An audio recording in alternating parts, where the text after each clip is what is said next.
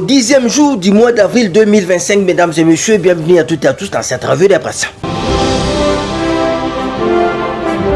À Abu Dhabi, la RDC, ses rêves géants de la transition énergétique à la une du tabloïd Info 27.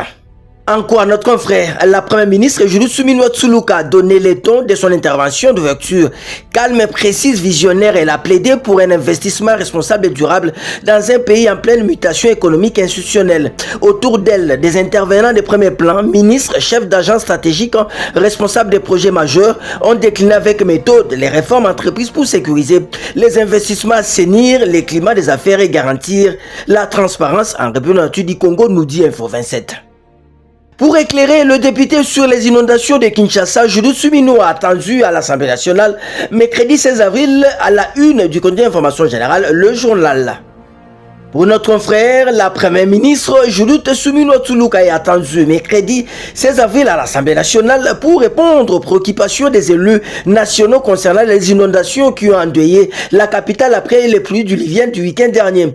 Le bureau de la Chambre basse du Parlement et les députés nationaux de Kinshasa se sont réunis mardi 8 avril pour statuer sur la situation catastrophique causée par les inondations de samedi dernier à Kinshasa. Les élus ont décidé à l'issue de cette rencontre de convoquer la première ministre Julius Suminwa. La chef du gouvernement est attendue mercredi 16 avril à l'Assemblée nationale pour répondre aux préoccupations des élus nationaux concernant les inondations qui ont endeuillé la capitale après des pluies diluviennes du week-end dernier, nous dit le journal. Autre chapitre, gouvernement d'union nationale, RDC Samalou Konde appelle à la responsabilité collective face à l'agression. Titre, le quotidien d'action et de développement, la prospérité.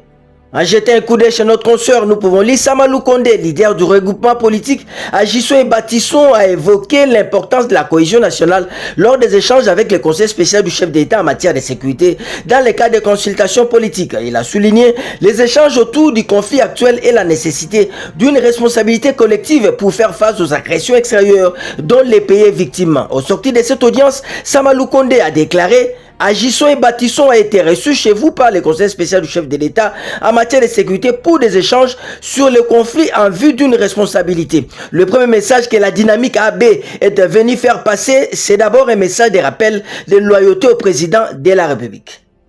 On va terminer avec ce titre du site d'information pifo.net, Cassé Oriental, un présumé détournement de 2,1 millions américains sur les 50 millions loués à la MIBA.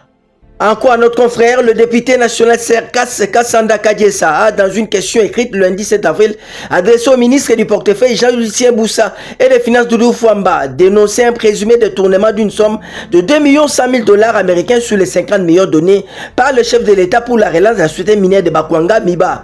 Dans sa correspondance, l'élu national dénonce la carte jouée par les deux ministres précités par la création d'une structure parallèle et non conforme au statut de la MIBA et à travers lesquels le 2,1 millions sont sortis. Il s'agit de l'unité de gestion du projet MIBA, UPG MIBA, une structure créée par arrêté interministériel et chapeautée par un comité de pilotage dirigé par les deux ministres. Ça n'est donc fini pour cette revue de presse. Au revoir et à demain, tous derrière nos phares d'essai Bendele Koyate Congolais Téléma.